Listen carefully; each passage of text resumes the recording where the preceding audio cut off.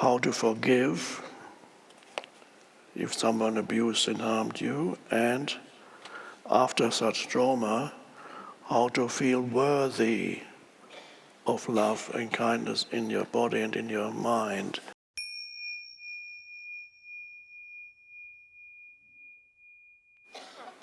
Well, let's perhaps start with your sense of worthiness, because that is the foundation for forgiveness too. Now, this is an interesting thing, that sense of self-worth is apparently a problem for many people.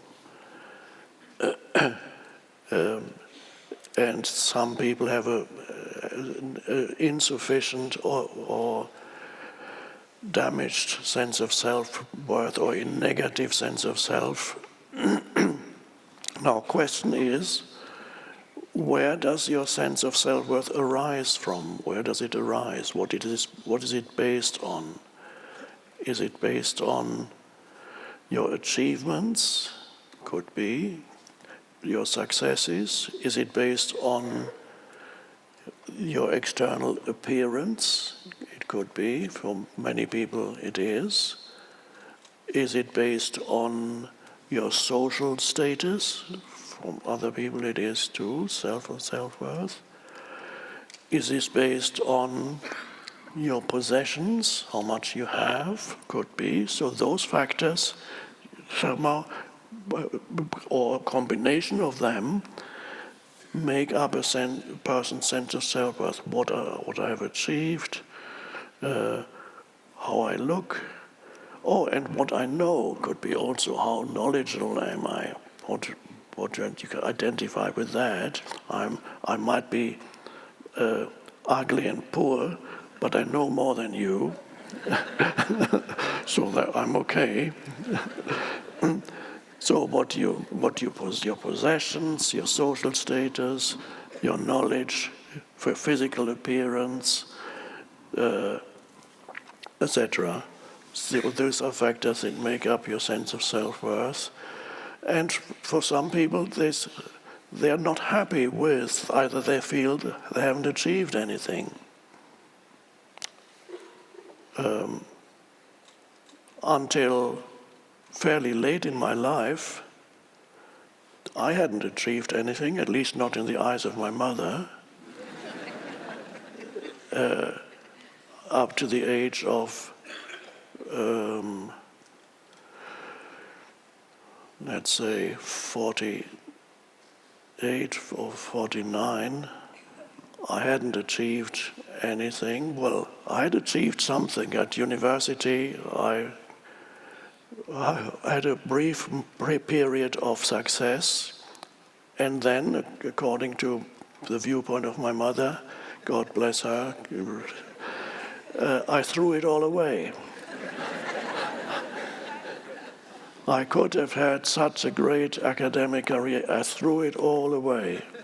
And then I became nobody up to the age of 49 or something like that. But what about my sense of self-worth? I did not share my mother's view of that my life had deteriorated. I didn't feel that. I didn't own much or anything. My external appearance was not particularly great, so there wasn't much I could do there. My ego couldn't derive much sense of self-worth from that. My social status was not great, and I don't have a long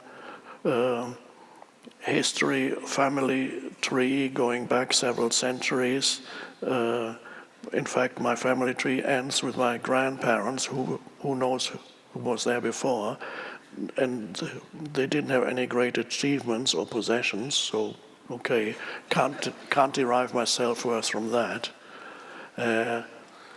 What I had left was, up to the awakening, I had some. I worked hard at becoming an intellectual, so I was focused on knowledge.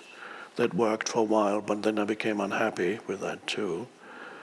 But after the awakening, none of those factors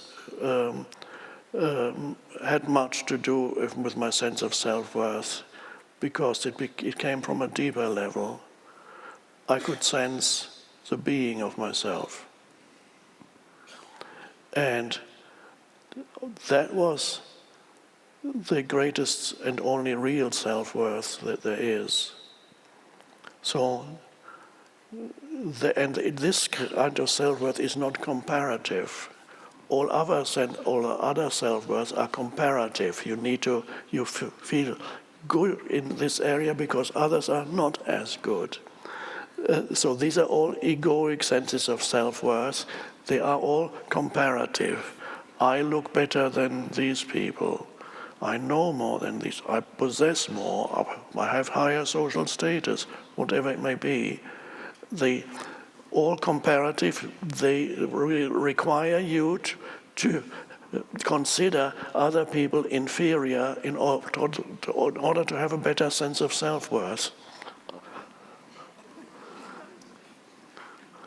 I'm really proud of myself because I'm so much better than these people. Okay, that's not the real thing, and it doesn't last. The satisfaction doesn't last because the unease will creep back in. Because in many other areas you will be inferior. You might be superior in one, but then you're inferior in another, etc. If you have suffered as a child, if you were not given love as a child, or not sufficient love as a child, if your parents didn't give you much attention because they didn't know, they couldn't help it, otherwise they would have, but then that can become a problem for you in later life, because this lack of having been given recognition and love in childhood can lead to a damaged sense of self, but that still operates on the egoic level, but it is painful. So therefore, for this person, it is important to go deeper and not derive their sense of identity from memories of the past or even certain emotions that still live in you from the past, painful emotions. You recognize them, and then you look back, memories. And so if you go deeper, you become still, and what arises again, what we've been pointing to throughout here, is the being of you. The being of you is like a jewel. It's not surprisingly that in Tibetan Buddhism they have the image of the jewel. Om Mani Padme Hum, Om Mani Padme Hum. Hail to the jewel in the lotus.